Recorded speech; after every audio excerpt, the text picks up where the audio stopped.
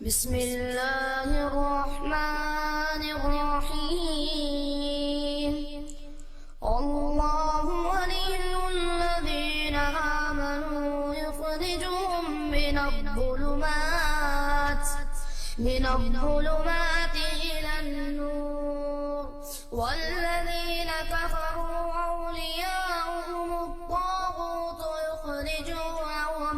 يخرجونهم من النور إلى الظلمات أولئك أصحاب النار هم فيها خالدون.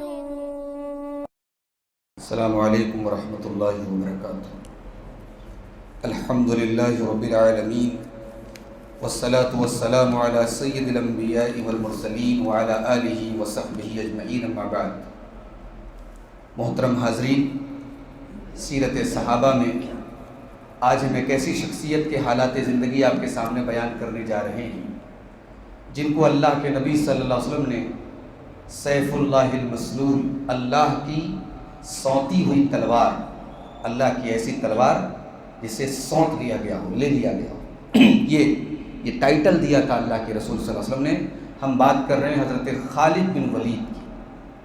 یہ پوری دنیا کی تاریخ کے اکلوتے ایسے کمانڈر ہیں، ایک ایسے فوجی جرنیل ہیں جنہوں نے اپنی زندگی میں جس فوج کی قیادت کی ہے وہ فوج کبھی ہاری نہیں، اسلام کے پہلے بھی اور اسلام کے بعد بھی. یہ ریکارڈ رہا ہے حضرت خالد بن ولید کا. آئیے دیکھتے ہیں حضرت خالد بن ولید کا تعلق قبیلہ قریش کی بہت مشہور اور بڑے معزز خاندان بنو مخزوم سے تھا. جس خاندان کا ابو جہل تھا اس خاندان سے حضرت خالد بن ولید کا تعلق تھا. آپ کا پورا نام اور نسب اس طریقے سے ہے: ابو سلیمان خالد بن ولید بن مغیرہ بن عبداللہ بن عمرو بن مخزوم. آپ کا سلسلہ نسب مرہ ابن کعب پر جا کر کے اللہ کے نبی صلی اللہ علیہ وسلم سے جا کر کے مل جاتا ہے. آپ کے جو والد تھے ولید ابن مغیرہ، وہ اپنے خاندان کے سردار تھے اور موسم حج میں وہ لوگوں کے کھانے پکانے کا انتظام کرتے تھے اور اتنا کھلاتے تھے کہ کسی اور کو آگ جلانے کی اجازت نہیں تھی. بہت مالدار تھے. ان کو الوحید بھی کہا جاتا تھا. الوحید کا مطلب تنہا، کیونکہ کھانے کعبہ پر جو غلاف ہوتا تھا ایک سال پورے قریش کے لوگ مل کے چڑھاتے تھے اور ایک سال غلاف چڑھانے کا کام یہ خود اکیلے کرتے تھے. یہ حضرت خالد کے والد تھے ولید ابن مغیرہ. ان کے جو دادا تھے مغیرہ ابن عبداللہ، وہ بھی اپنے قوم کے سردار تھے. ان کے کئی بیٹے تھے اور سب بڑے نامور تھے. ایک بیٹے تو ولید تھے خالد کے والد، اور ایک بیٹے کا نام تھا الفاقہ، جو اتنے سخی تھے کہ ان کے گھر میں مہمان بغیر اجازت کے آتے تھے. ان کے ایک بیٹے کا نام تھا ابو حنیفہ، جو ان 4 لوگوں میں سے ایک تھے جن کو اللہ کے نبی نے جب خانہ کعبہ کی تعمیر کے وقت اختلاف ہوا تھا اور آپ نے ایک چادر پہ حجر اسود کو رکھنے کا حکم دیا تھا اور 4 لوگوں کو چادر کا کونا پکڑنے کا آپ نے فیصلہ کیا تھا. اس میں سے ایک ان کے بیٹے ابو حنیفہ تھے. ایک بیٹے کا نام ابو امیہ تھا، یہ حضرت ام سلمہ کے والد تھے. ایک بیٹے کا نام ہشام تھا جو ابو جہل کا باپ تھا، اور ایک بیٹے کا نام ہاشم تھا جو حضرت عمر کے نانا تھے. تو یہ بڑا ہی معزز خاندان تھا حضرت خالد بن ولید کا. اور یہ اپنے خاندان کے دستور کے مطابق جب پیدا ہوئے تو دیہات کے ماحول میں اس زمانے میں بچوں کو بھیجا جاتا تھا تاکہ دیہات کی صاف ستھری فضا میں پلے بڑھیں، اور دیہات میں جو دائی ہوتی تھی وہ دودھ پلاتی تھی. تو اس طریقے سے حضرت خالد بن ولید کا جو ہے بچپن گزرا. 5 یا 6 سال کی عمر میں آپ اپنے ماں باپ کے پاس لوٹے. بچپن میں آپ کو چیچک ہو گیا تھا، اس کا نشان بائیں گال پر ہمیشہ باقی رہا. بچپن ہی سے آپ کو گھڑ سواری کا بہت شوق تھا اور گھڑ سواری میں بہت ماہر تھے، بہت ایکٹیو تھے اور جنگ کے فنون میں بہت مہارت آپ نے حاصل کی. اسلام کے پہلے کی اگر ہم زندگی کی بات کریں تو غزوہ بدر میں آپ شامل نہیں ہوئے تھے، لیکن غزوہ احد میں مشرکین کی طرف سے شامل ہوئے تھے. اور فوج کا جو میمنہ ہوتا تھا، جو رائٹ فرنٹ ہوتا تھا، اس کے آپ کمانڈر تھے. جب جنگ مشرکین ہار گئے اور مشرکین مایوس ہو کر کے واپس لوٹنے لگے تو حضرت خالد نے وہ اس پہاڑی پر ان کی نظر گئی جس پہاڑی سے مسلمانوں کو بیک فٹ پر ڈالا جا سکتا تھا، پیچھے سے حملہ کیا جا سکتا تھا. اس پہاڑی پر اللہ کے نبی صلی اللہ علیہ وسلم نے 50 صحابہ کو متعین کیا تھا کہ آپ لوگ یہاں سے مت ہٹنا. لیکن جب جنگ ختم ہو گئی، مسلمان کامیاب ہو گئے، تو 50 میں سے تقریباً 36 لوگ 37 لوگ وہاں سے چلے گئے، صرف 13 یا 14 لوگ بچے. خالد بن ولید واپس جا رہے ہیں، لیکن ان کی نظر اس پوائنٹ پر پڑی اور وہاں سے انہوں نے اپنے ساتھیوں کو لے کر کے پیچھے سے حملہ کیا اور پوری جنگ کا پانسا پلٹ دیا۔ 70 صحابہ اور بڑے جلیل القدر صحابہ شہید ہوئے۔ تو یہ اسلام کے پہلے کی زندگی ہے۔ غزوہ خندق میں بھی آپ مسلمانوں کے خلاف شامل ہوئے۔ حدیبیہ میں مسلمانوں کو مکہ جانے سے روکنے کے لیے قریش کا جو دستہ گیا تھا، اس دستے میں بھی آپ شامل تھے۔ اسلام کیسے قبول کیا حضرت خالد نے؟ یہ بھی بڑا دلچسپ واقعہ ہے۔ حضرت خالد بڑے غیرت مند آدمی تھے۔ جب تک اسلام کے خلاف تھے تو اپنی ایک غیرت تھی، کفر کی غیرت تھی کہ یہ ہمارے باپ دادا کے مذہب کے خلاف یہ نیا دین آیا ہے، ہم ان کے ماننے والوں کے خلاف لڑیں گے، یہ غیرت تھی۔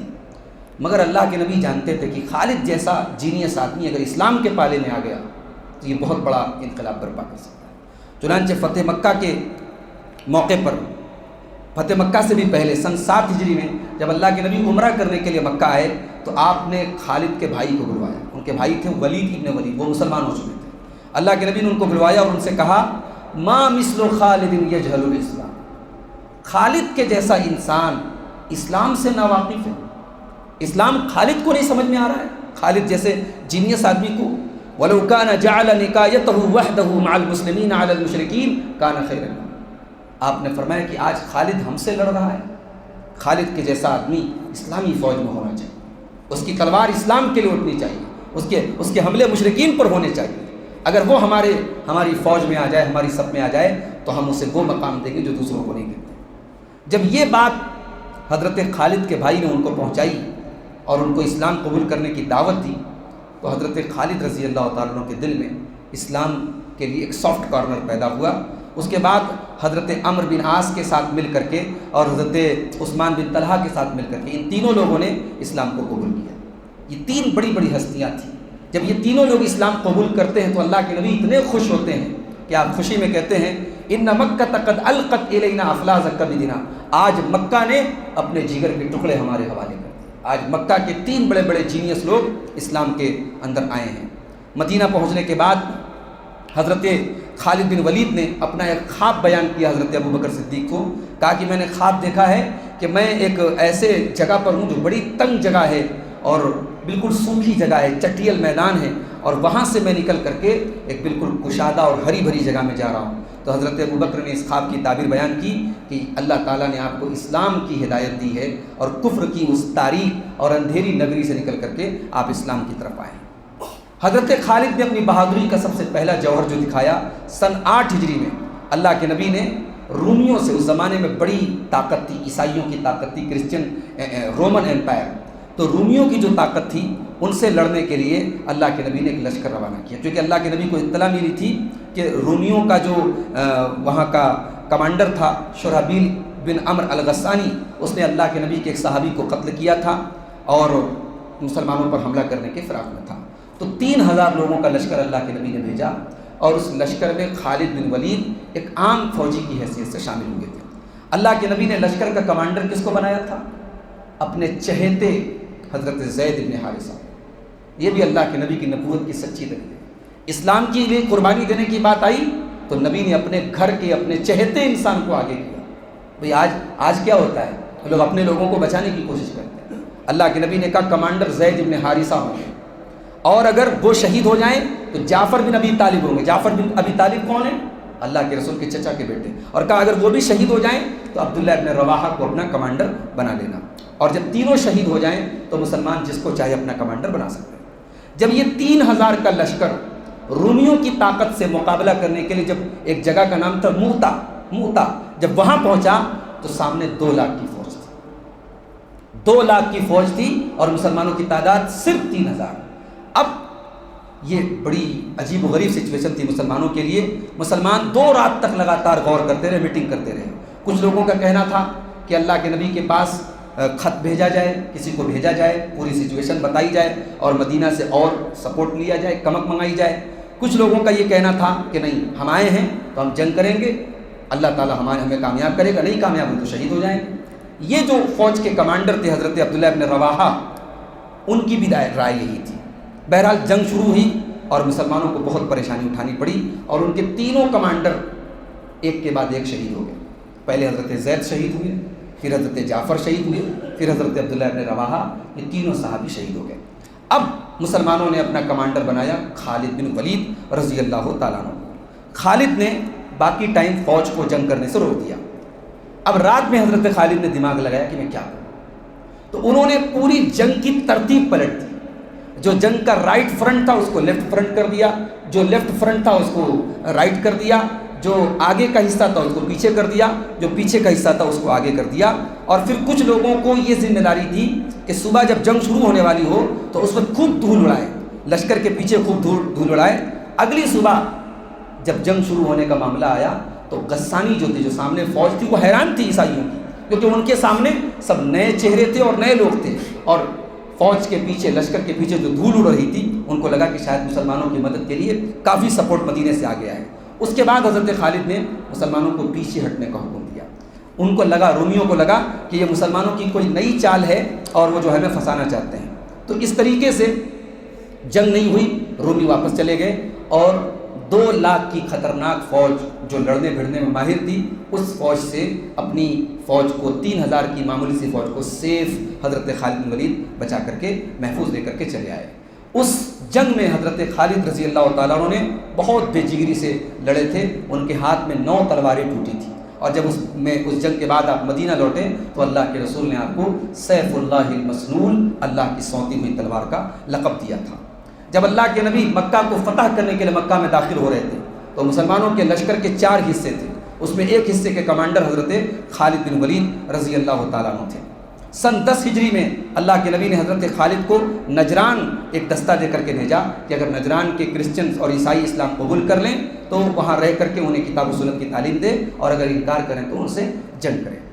حضرت ابوبکر صدیق کے دور میں حضرت خالد بن ولید مرتدین کے خلاف، جو لوگ مرتد ہو گئے تھے ان کے خلاف جنگوں میں حضرت خالد بن ولید نے فوج کی قیادت کی تھی، فوج کے کمانڈر تھے۔ مسیلمہ کذاب جو ایک جھوٹا نبی پیدا ہوا تھا، اس سے مقابلے کے لیے بھی حضرت خالد بن ولید کی قیادت میں فوج گئی تھی، جو کامیاب ہو کر کے لوٹی تھی۔ اس کے بعد حضرت ابوبکر کی طرف سے حضرت خالد کو یہ حکم ملا کہ آپ عراق اور ایران کی طرف فوج لے کر کے جائیں۔ محرم سن 11 ہجری میں عراق کے ایک علاقے ابلا میں حملہ کرنے کا حکم ملا۔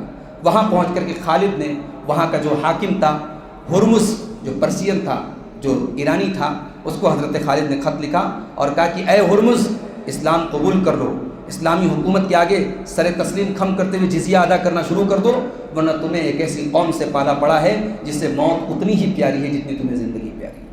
یہ خط پا کر کے ہرمز کے اوپر یہ اثر ہوا کہ اس نے فوراً ایران کے بادشاہ سے مدد مانگی اور فوج روانہ کر دی گئی۔ خالد رضی اللہ تعالیٰ عنہ کے ساتھ 18,000 کا لشکر تھا۔ دونوں فوجوں کا مقابلہ ہوا۔ حضرت خالد نے پہلے ہی وار میں ہرمز کا کام تمام کیا، اور جب ان کے ایرانیوں کا سپہ سالار جب مر گیا تو ان کی فوج کے پاؤں اکھڑ گئے اور لشکر اسلام کو کامیابی ملی۔ مال غنیمت میں ہرمز کی ایک ہیرے کی جواہرات کی ٹوپی تھی جس کی قیمت اس زمانے میں تقریباً 1 لاکھ درہم کی تھی۔ حضرت ابوبکر صدیق نے وہ ٹوپی حضرت خالد بن ولید کو بطور انعام عنایت کی۔ اس کے بعد حضرت خالد بن ولید نے عراق کی طرف اپنی فوج کا رخ کیا، اور جہاں جہاں وہ گئے کامیابی ان کے قدم چومتی رہی۔ 2 سال تک وہ عراق میں رہے اور 15 جنگیں لڑی۔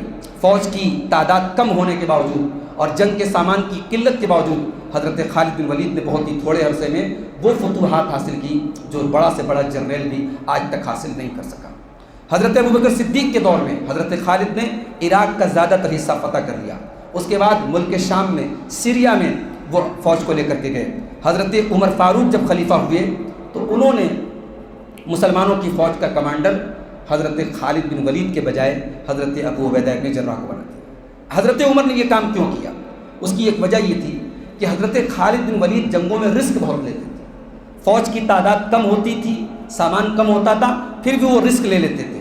حضرت ابوبکر رضی اللہ تعالیٰ عنہ اپنی احتیاط کے باوجود اس معاملے میں حضرت خالد کو ڈھیل دیتے تھے، مگر حضرت عمر رضی اللہ تعالیٰ عنہ نے، ان کی طبیعت زیادہ محتاط تھی، انہوں نے مسلمانوں کو خطرے میں ڈالنا مناسب نہیں سمجھا، اس لیے انہوں نے خالد کے بجائے بہت بڑے صحابی تھے حضرت ابو عبیدہ بن جراح، ان کو مسلمانوں کا کمانڈر بنایا۔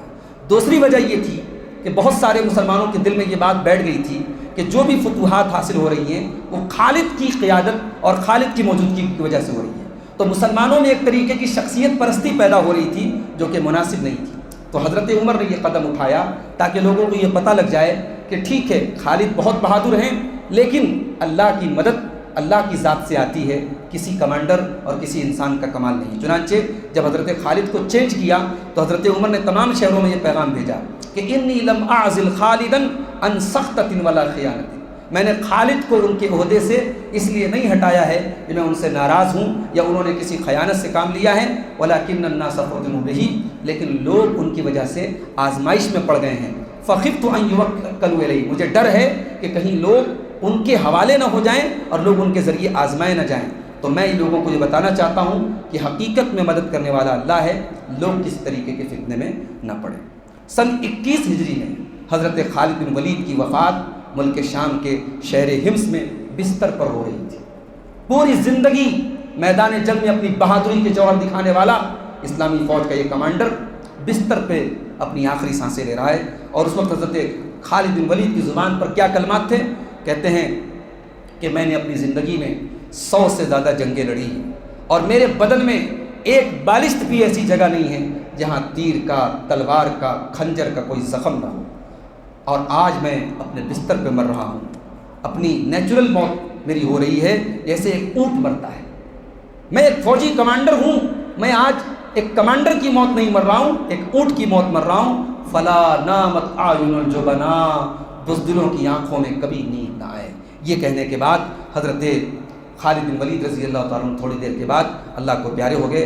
آپ کی وفات پر حضرت عمر فاروق رضی اللہ تعالیٰ عنہ کو بہت صدمہ ہوا، اور جب ان کے قبیلے کی عورتوں کو حضرت عمر نے روتے ہوئے دیکھا تو حضرت عمر نے کہا الا مثلہ تبکی البواکی، خالد جیسے نوجوان اور خالد جیسے انسان کے مرنے پر واقعی میں رونے کا حق بنتا ہے۔ اگر یہ عورتیں رو رہی ہیں تو میں ان کو منع نہیں کر سکتا، یقیناً یہ ایک ایسی ذات ہے جس کے مرنے پر آنسو تو بہنا چاہیے۔ تو خالد بن ولید رضی اللہ تعالیٰ عنہ ہماری اسلامی تاریخ کے وہ ہیرو ہیں کہ ہمارے ہر نوجوان کو ان کی زندگی کو سمجھنے کی اور ان کی زندگی سے سیکھنے کی ضرورت ہے۔ خالد بن ولید کی پوری زندگی بہادری اور اللہ کی راہ میں اپنی جان کو خطرے میں ڈالنے کی ایک مثال ہے۔ حضرت خالد نے دنیا کو یہ سبق دیا کہ جوانی اس لیے نہیں ہوتی کہ اسے عیش و آرام کی وادیوں میں گزارا جائے، جوانی اس لیے ہوتی ہے کہ اسے اگر اللہ کے دین کے لیے قربانی دینے کا موقع آئے تو قربانی پیش کی جائے۔ حضرت خالد پوری زندگی اس امید میں لڑتے رہے کہ میں شہادت کی موت پاؤں گا، مگر انہیں شہادت کی موت نہیں ملی۔ اس سے یہ بھی ثابت ہوا کہ انسان کا اختیار اپنی زندگی اور موت پر نہیں ہے، اللہ جس کو جیسے چاہتا ہے ویسے ہی موت آتی ہے۔ سورہ لقمان کی آخری آیت میں ہے نا وما تدری نفس بأی ارض تموت، کوئی نہیں جانتا کہ وہ کب مرے گا اور کہاں اور کس حال میں مرے گا۔ تو خالد بن ولید کے جو یہ آخری کلمات ہیں آج بھی ملک شام کے اندر ان کی قبر کے اوپر یہ کلمات لکھے ہیں جو انہوں نے مرنے کے پہلے کہے تھے۔ اللہ تعالیٰ ان سے راضی ہو، اور اللہ تعالیٰ ہمیں حضرت خالد بن ولید سے اور تمام صحابہ کرام سے محبت کرنے کی اور ان کے نقش قدم پہ چلنے کی توفیق عطا فرمائے۔ آمین۔ وآخر دعوانا الحمد للہ رب العالمین۔